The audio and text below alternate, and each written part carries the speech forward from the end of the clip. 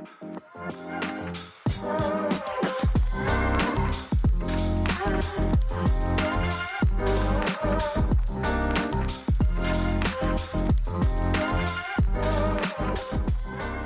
of this show, if I did that, what would they do? It would be highly embarrassing and, outrageous. I didn't do it, but, I became an actor. Hey, no, this is not from Alan Bennett. This is... Yeah, P.G. Wodehouse. P.G. Wodehouse. Have you read a bunch of P.G. Wodehouse?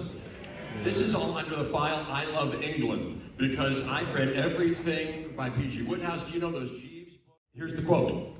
You would not enjoy... And excuse my bad British accent. I think this is Jeeves talking to Bertie Wooster. You would not enjoy Nietzsche, sir? He is fundamentally unsound. First of all, we have an album coming out. I don't mean just to be a salesperson, but we're very excited because tomorrow, for heaven's sakes, is the launch of our 4th album on Decca and Verve. It's called Still Blooming with the Mildred Snitzer Orchestra. And I'm very excited about it. Thank you so much. These people from, it can be pre-saved or pre-ordered now. These people from Decca are so wonderful, and they're just great. So I'd be remiss if I didn't mention, oh my God, Yasmin and Kate and Jordan and Holly and Sam Kitchen. Hey, Sam Moore, are you here too? Helen and Megan and Zoe Shorey and Flossie Easthope and Alice and Eve, Rachel, Hannah, Bridget. Look how many people from there. Rebecca and Dale, Carly, Ian, Tom Lewis, the great Tom Lewis. How's Laura? Monks, I wonder. Gee, you're so great. Thank you for all of this. This is all you're doing. If you hadn't said, hey, you want to make an album with us? 4 albums ago, I wouldn't be here, I'm sure. Susie Letson, Benedict Carrot, of course, Dean Godbold, and Andrew Rowland. So hello. And we'll celebrate. I look forward to celebrating with you about our record. Thank you ever so much. You know who else is here? Charles Finch. Where are you, Charles? Charles Finch, are you here? Charles Finch? No, you can't shilly-shally with the truth. Okay, Charles, go Charles. All right. Remember that show, that quiz show, To Tell the Truth? Oh no, they're here. It was, they'll stand up if you're, and there would be a couple of imposters. Anyway, wait a minute. That's the great orchestra. Who else was? You're interested in flowers?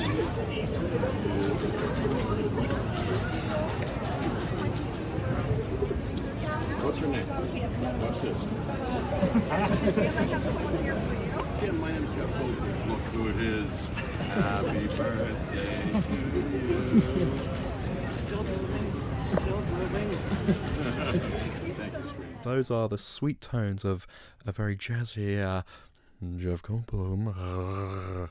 I can't quite do the purr. Can you do the purr that he does? I can't purr, no. You can't purr? I cannot. Have you tried, though? Yeah, I can't roll. It's not really rolling your R's, is it? But was it rolling your throat? Yeah. Well, let's move on. Anyway, that was Jeff Goldblum on stage at the London Palladium on the, goodness me, what was it? The 24th of April 2025. And I was there front row for the small price of £240. That's commitment. Yeah. And it was worth every penny, I've got to say. He was out half an hour early, warming up the crowd, getting the energy flowing.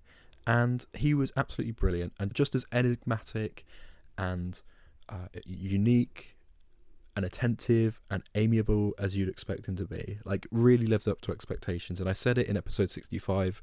Go and check out that episode, the main episode, where I discuss how I bumped into him the morning after. So bizarre. Insane. So strange. Still wild. Absolutely crazy, mate. So go check that out for another little anecdote about Jeff. But I do think he's proof that the saying, never meet your heroes, is a load of rubbish. Because I met a hero and he was, he exceeded expectations. So it's a real joy to say that I've met him like 3 times in less than a week, which is kind of stalkery on my part. But anyway, what was this bonus episode about other than Jeff Goldblum and my undying adoration for the man? Nothing. That is what it's about. Yeah, that's it actually. That's it. But we're going to play a game the movie game that he's played on chat shows and in podcasts before, but it's a game that is quite popular in the film talk sort of circle of things. You sent me a video not long ago of this exact game where, well, do you want to explain the rules? It's a pretty simple concept of a game, pretty easy to remember. Basically, one person says an actor, and then the opposite person needs to say the film, and then from that you say an actor in that film, and then a film that actor was in.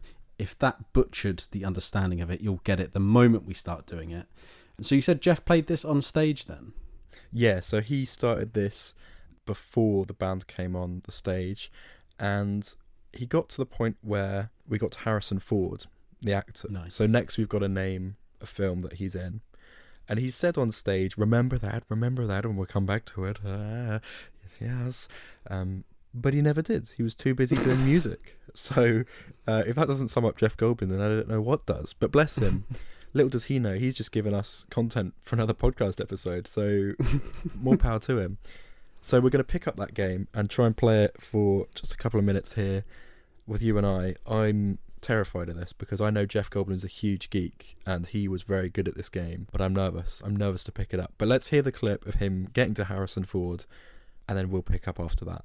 And too humble, but so let's say a Laura Dern. Let's say Laura Dern, which takes, now we have to name another movie that she's in. Blue Velvet, I heard. I love that movie. I love David Lynch. We could talk about all of David Lynch's movies. I saw all 18 hours of the reboot of Twin Peaks, which I love to death. I like Mulholland Drive. I like Wild and Hard. I like Lost Highway. I like Eraserhead. I like Elephant Man terrifically. I like Inland Empire. I like them all. Mulholland Drive is fantastic. So we'll talk about that. But you said Wild and Hard. So another, no, you said Blue Velvet. So another actor in Blue Velvet.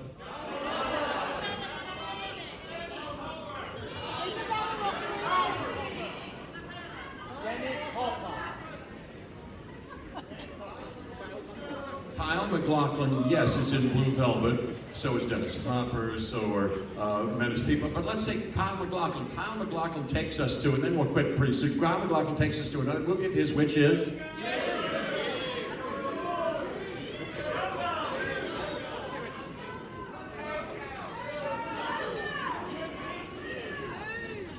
Dune. I heard Dune. That's another David Lynch movie. But you know, who else was in that Dune? Well, Sean Young was in that Dune, which takes us to Blade Runner, which takes us to Harrison Ford. Put a bookmark in Harrison Ford. When we come back to this game, and we will if you like, we'll come back to a movie that Harrison Ford has done, okay? When I say let's go back to the game, you yell out a Harrison Ford movie, okay? Okay? Okay, good. Harris, are you thinking of one, a Harrison Ford movie? Keep it under your head. Keep it up your sleeve. Keep it up your sleeve. Okay, Alf, name a film with Harrison Ford in. I mean, a bit cliche, but I'm going to go Star Wars. Nice. A New Hope, number 4. Okay. I'm going to go for Mark Hamill. Nice. Simple enough. I need to name a film with Mark Hamill.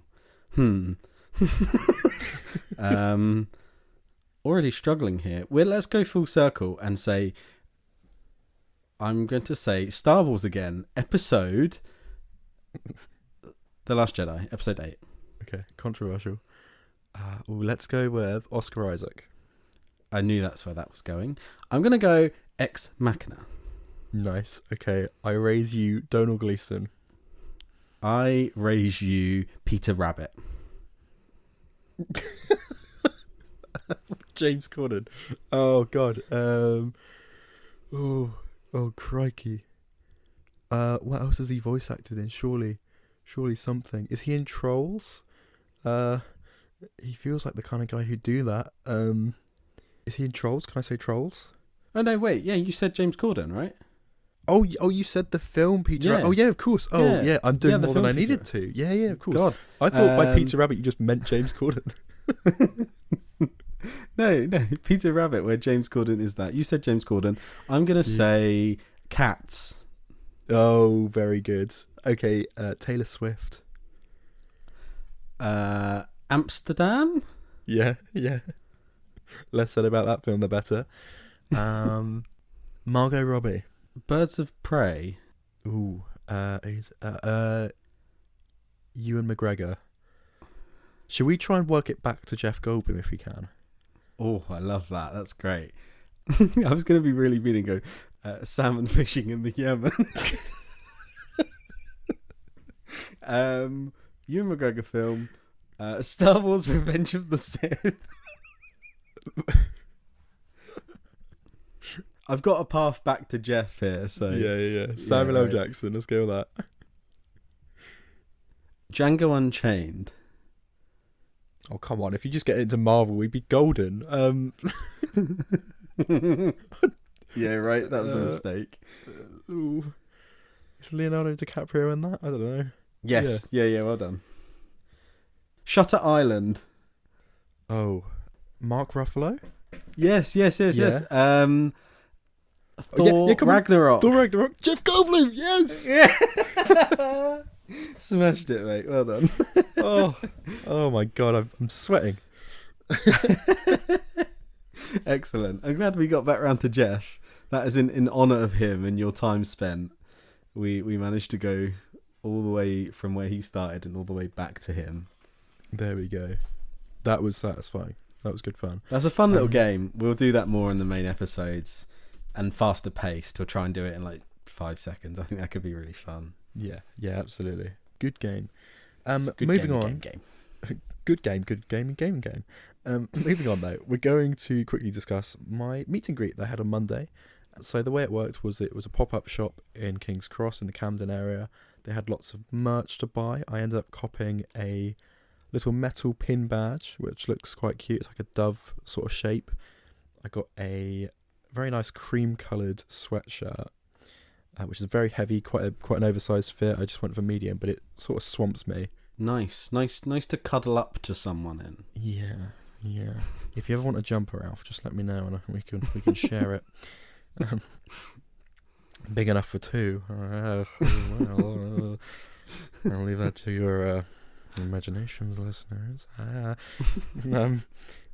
Yeah, thanks, Jeff. We got it from here. And then I also got a T-shirt which was limited edition, only available for that day, and it says Jeff Goldblum on the front, and on the back it says London, and then the 28th of April 2025, which is really sweet, really cool. It's lovely that I can wear that, and if I ever see anyone else that's wearing it, I know it's like, oh, well, you were one of the, I don't know, 850 people that were there, which is really nice, and a nice memory to have for the day. Oh yeah, and then of course I bought the 4th album from the Mildred Snitzer Orchestra, Still Blooming, which came out last Friday. Go and buy it. It's a beautiful jazz album. It's got Cynthia Erivo in it. It's got Ariana Grande. It's got Scarlett Johansson, and it's brilliant. He's really cashing in that Marvel and Wicked paycheck there, isn't he? All those connections he's made. He is. That is networking of the highest order. Fair play. His LinkedIn is popping. Yeah, it is. Imagine actors on LinkedIn. Like, I care for them. What a scary app that is. Yeah, but it was a lovely experience, and we weren't technically allowed to record when we went in to actually see Jeff.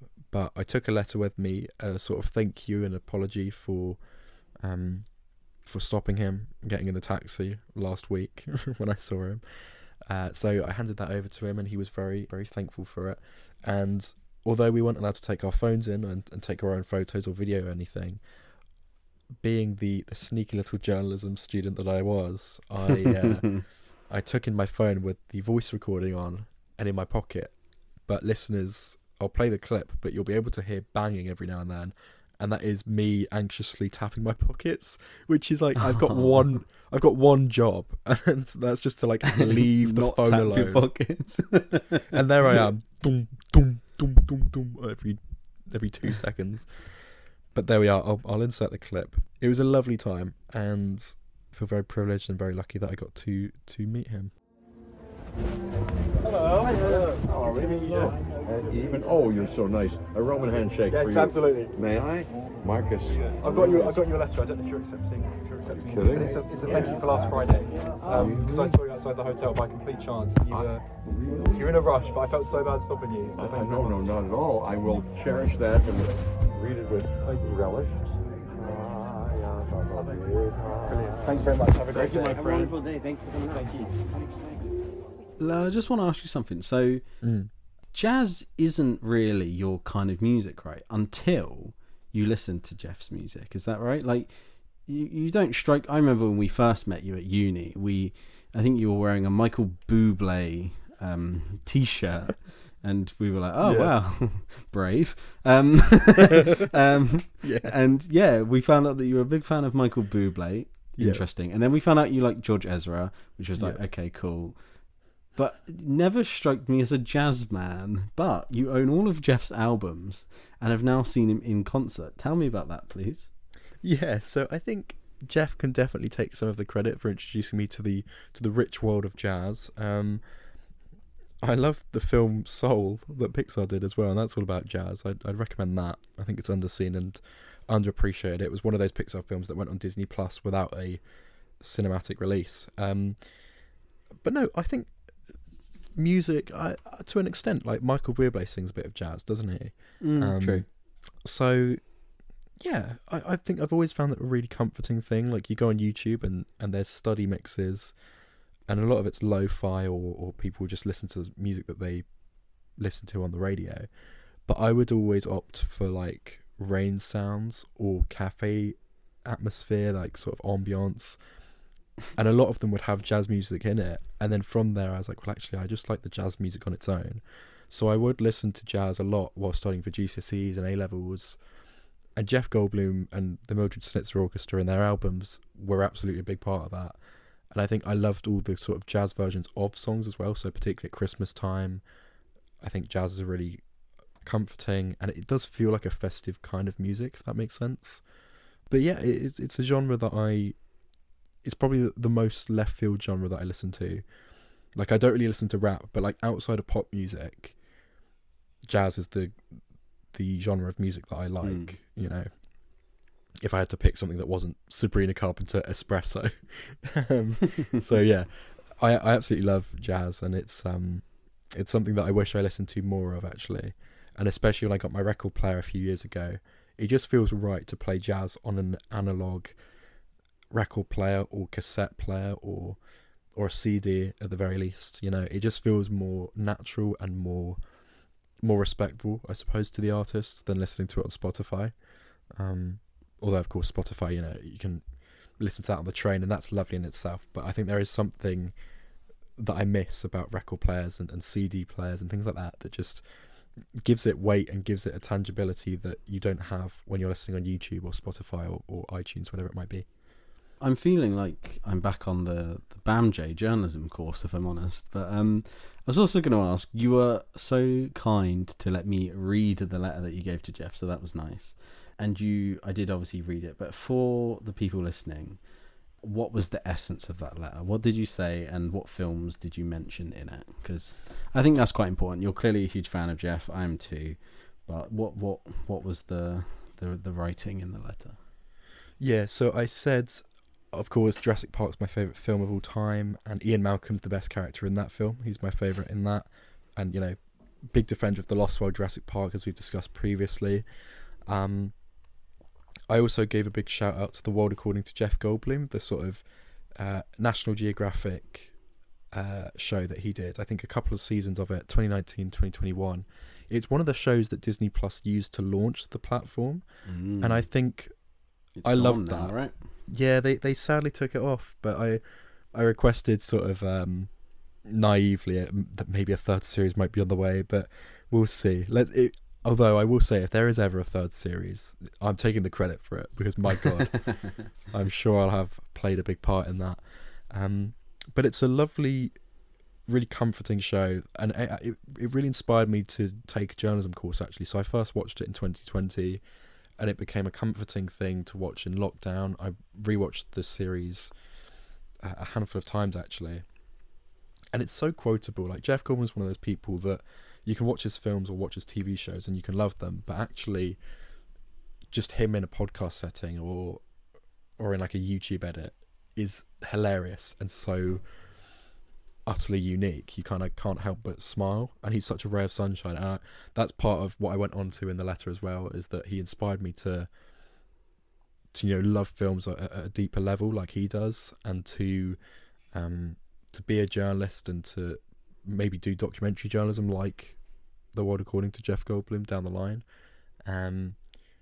And yeah, then I complimented his jazz music, of course, said how much that meant to me and how it sort of soundtracked moments in my life. And then I said a heartfelt thank you for him giving up some time on that Friday morning. But yeah, that was kind of the way the letter went. But I'm glad I wrote it, and you'll hear in the soundbite that he was very like genuinely appreciative of having that, because I wonder how many people would have given him something like that. And I let my mum read it just because I thought, I've never written to a celebrity before. I've always wanted to, but I just felt compelled to be like, well, even if he doesn't read it, like, it will give me peace of mind that I've sort of given him something and sort of stated this. And I hope I've written it in like a unique and sort of personal way that maybe other people might not have. Yeah, it seemed perfect to me when you sent it through and I read it. I thought, yeah, that's proper fitting. You just need to go back and watch The Fly, Adam. Yeah. Because that's peak Goldblum. So if you can deal with the substance, I think you can deal with The Fly. Yeah. I think that'll be my Saturday night watch. I think it's about time. I need to pluck up the courage. And now I've met Jeff Goldblum and I know he's not actually a fly. I think, well, from what I saw anyway, I think I'll be brave enough to watch The Fly and not have nightmares.